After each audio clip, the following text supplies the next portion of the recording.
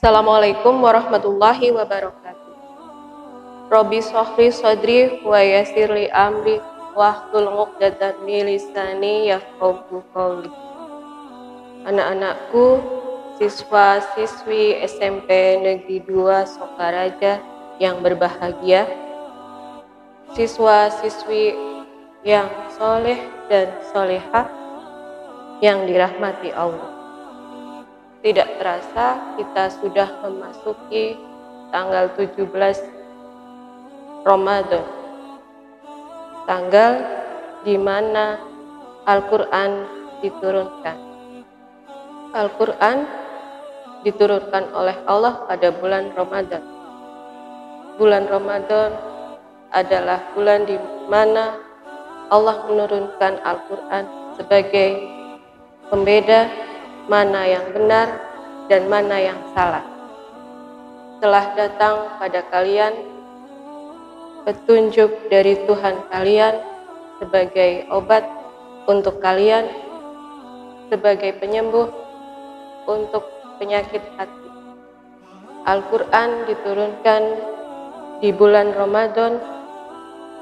Al-Quran adalah kasih sayang Allah kepada para manusia. Al-Quran lebih berharga daripada 1000 tahun. Al-Quran lebih berharga daripada dunia dan seisinya. Al-Quran lebih berharga daripada rupa yang menawan, rupa yang cantik, ataupun rupa yang tampan. Al-Quran adalah anugerah yang paling berharga dari Allah Subhanahu wa Ta'ala kepada manusia.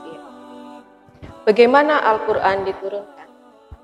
Ada 2 tahap yang dijelaskan oleh para kiai, para ustadz, yang mengatakan bahwa Al-Quran diturunkan dengan 2 tahap. Tahap pertama, Al-Quran diturunkan sekaligus dari Allah, dari Lauhul Mahfuz ke langit bumi. Itu tahapan yang pertama. Tahapan yang kedua, dari langit bumi ke Rasulullah secara berangsur-angsur. Surat yang pertama turun adalah Al-Falaq, yang artinya Iqra, atau kita diperintahkan untuk membaca. Pertanyaannya, mengapa Al-Quran diturunkan secara berangsur-angsur? Mengapa tidak langsung berwujud satu mushaf atau satu jilidan seperti yang sekarang kita sering temukan dan yang sering kita baca tiap hari? Ada yang bisa menjawabnya?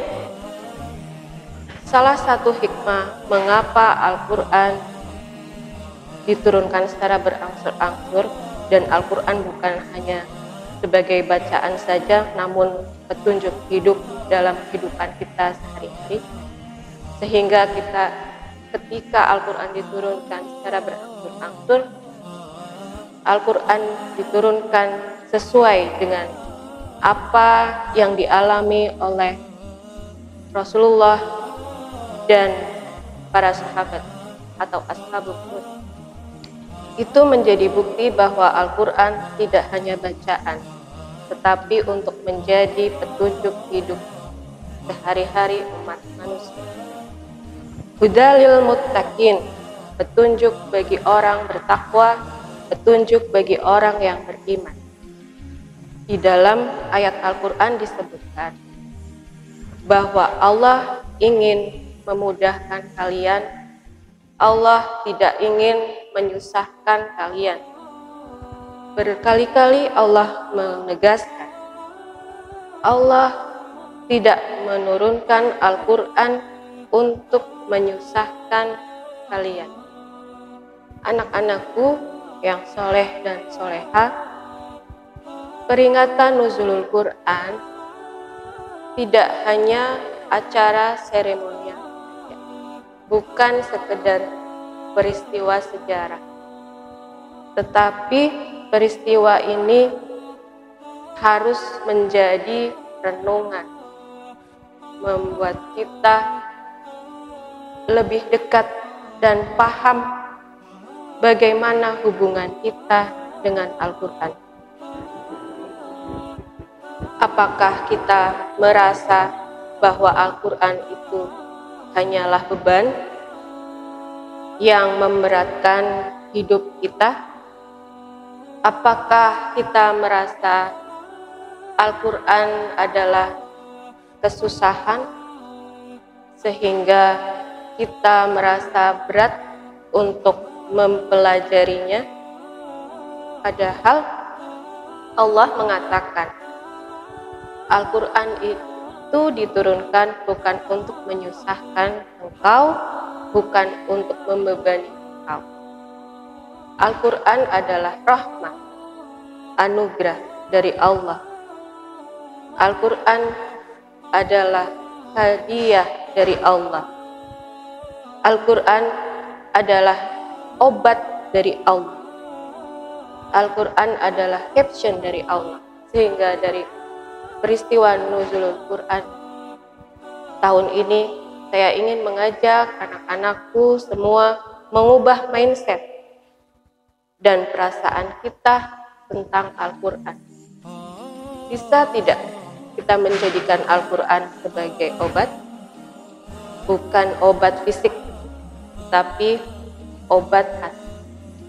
Bukankah kita semua pernah merasakan penyakit hati, sakit hati karena seseorang, atau sakit hati kepada takdir dan keadaan, merasa tidak nyaman, tidak tenang?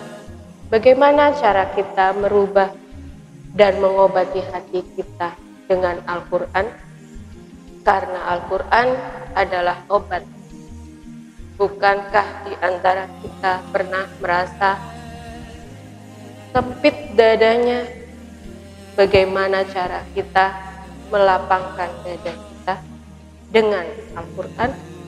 Karena Al-Quran itu adalah obat.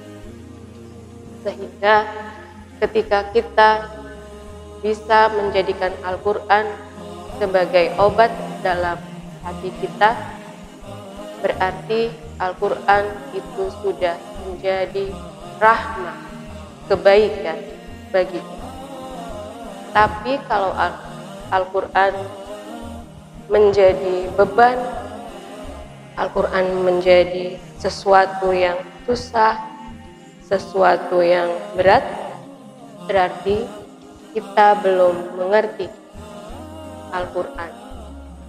Tugas kita mulai hari ini, mulailah kita memahami Al-Quran. Dengan momentum nuzulul Quran, mari kita belajar memahami lebih dalam lagi isi dari Al-Quran. Semakin kita mengerti isi Al-Quran, kita semakin merasa butuh kepada Al-Quran. Semakin kita mengerti isi dari Al-Quran, kita semakin merasa bahwa Al-Quran itu bukanlah beban, tetapi sebaliknya merasa Al-Quran adalah solusi. Mengapa Al-Quran diturunkan kepada kita? Al-Quran bukan makhluk, tetapi kalamullah, kata-kata Allah, firman Allah, caption dari Allah. Allah yang mengatakan kepada kita langsung. Coba bayangkan, Allah langsung mengatakan kepada kita. Sepanjang itu, setebal itu. Allah lah yang langsung mengatakan pada kita secara langsung untuk menuntun hidup kita. Bahkan kalau kita ingin menjadikan Al-Quran menjadi sesuatu yang indah bagi hidup kita, mari kita belajar Al-Quran untuk mentadaburi Al-Quran. Kalau kita ingin menjadikan Al-Quran menjadi petunjuk hidup kita, jangan hanya membaca saja, tapi juga memaknai kandungannya semampu kita. Bertanyalah kepada guru, kepada ustadz, jika kita mengalami kesulitan dalam membaca Al-Quran, mentadaburi Al-Quran. Janganlah belajar sendiri. Jika Al-Quran sudah berada di hati kita, sudah masuk ke dalam diri kita, sudah tercermin dalam kehidupan kita sehari-hari. Tentunya sebagai pelajar, contohnya saat kita mengerjakan tugas untuk siswa yang Al-Quran sudah ada di hatinya, dia akan mengerjakan tugas tepat waktu, penuh amanah. Atau saat mengerjakan ulangan, walaupun tidak ada yang mengawasi, dia akan amanah, tidak membuka buku, tidak memahami. Atau saat dia bersikap di depan guru, dia akan sopan, santun, mencerminkan Al-Quran berada di hatinya. Barakallahu fikum. Wassalamualaikum warahmatullahi wabarakatuh.